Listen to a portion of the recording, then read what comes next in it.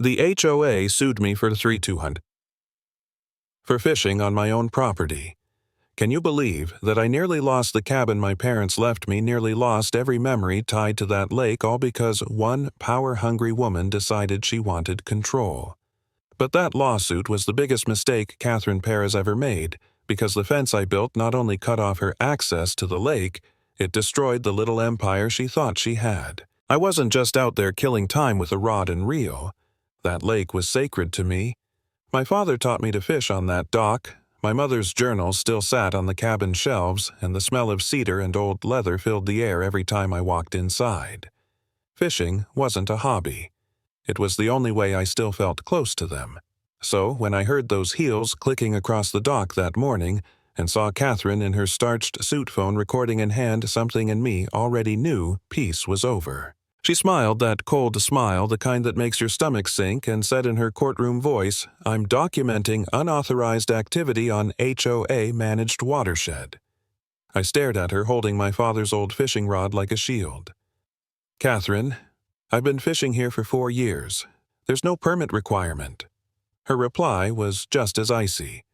"You may think that, but county environmental protection is mandatory." And with that, she turned on her heel and walked away, heels clicking like a countdown clock. 3 days later, a certified letter landed on my doorstep, a $3,200 fine, plus threats of legal action. It looked official, stamped with county seals and codes, but I knew exactly what it was: intimidation. Kelly, my wife, tried to calm me down over dinner, but the worry in her eyes told me she knew this wasn't going to end quickly. I sat at the table that night, property deeds spread open, my old contractor instincts firing back to life. Before tech, I built fences. I'd handled more than a few land disputes, and if Catherine wanted to play property games, she'd just picked the wrong neighbor. At first, though, I'll admit I was scared. Losing the house over some HOA fine. That possibility chewed at me late at night. Part of me thought maybe I should just pay and make it go away. Maybe I'm overreacting. Maybe I'm the one turning this into a war. And when I found out Derek Wilson, my friend, my beer buddy, was secretly feeding her information about my schedule and activities, it nearly broke me. I felt betrayed, humiliated, and suddenly very, very alone. For one night, I actually thought about giving up, about letting her win. That's the moment where doubt almost crushed me. But then Tom Garcia came along. A retired county surveyor I'd met at the hardware store, steady hands and no-nonsense attitude. I showed him the property deed, the so-called fine explained Catherine's threats. He grinned like he'd seen this kind of neighborhood dictator 100 times. "Son," he said, "if you're going to build fences, let's make sure they're bulletproof." With his survey equipment, we discovered something shocking. My land extended 15 feet farther than the HOA had claimed. That community path Catherine strutted down every morning, it ran straight through my property. The moment I hammered the first fence post into the ground, I knew the tide had turned. Catherine stormed over phone, raised barking threats. "Remove that fence or face contempt of court."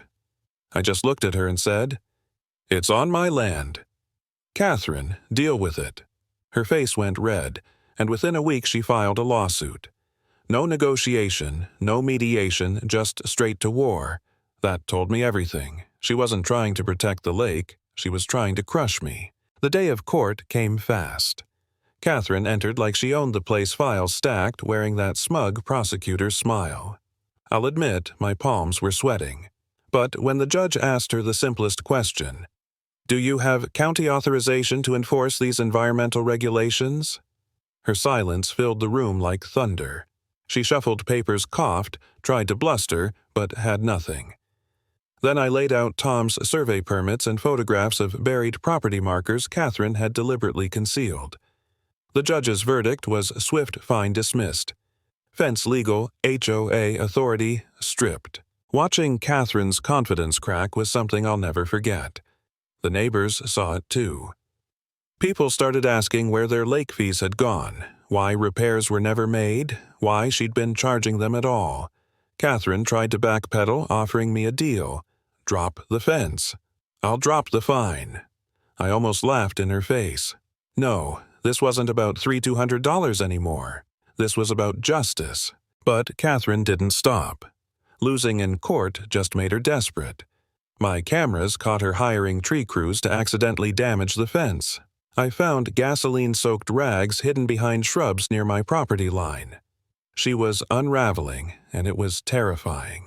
Imagine looking at your neighbor, the woman who runs your HOA, and realizing she might actually burn your house down just to prove a point. I called the police reinforced security and prayed I was wrong about how far she'd go. I wasn't. 2 a.m, motion sensors lit up like fireworks.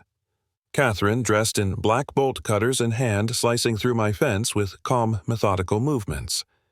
Every second was caught on camera.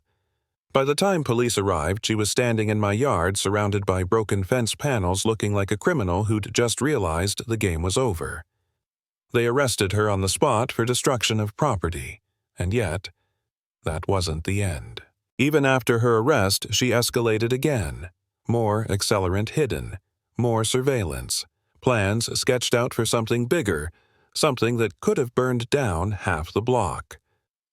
When officers finally caught her with gasoline containers and improvised incendiary devices, it was no longer a civil dispute. It was felony arson. The judge denied her bail. The former HOA queen of Pine Valley had become a criminal headline overnight. I didn't celebrate. How could I? Catherine's fall wasn't just about me. It was about a community that had been living under fear and manipulation for years. When the truth came out, neighbors who had been silent for so long finally stood together. They demanded transparency. They replaced the board. They learned their rights. And the fence I built, simple wood and nails, became more than just a barrier. It was a symbol. Proof that bullies fall when you stand your ground. Catherine lost her position, her reputation, her house. The woman who once strutted down the dock in her heels was gone, stripped of every ounce of false authority. And me, I still fish in the mornings just like my dad taught me. But now, every cast feels like more than a ritual. It feels like victory. Stand your ground, know your rights, and never let intimidation pass for authority.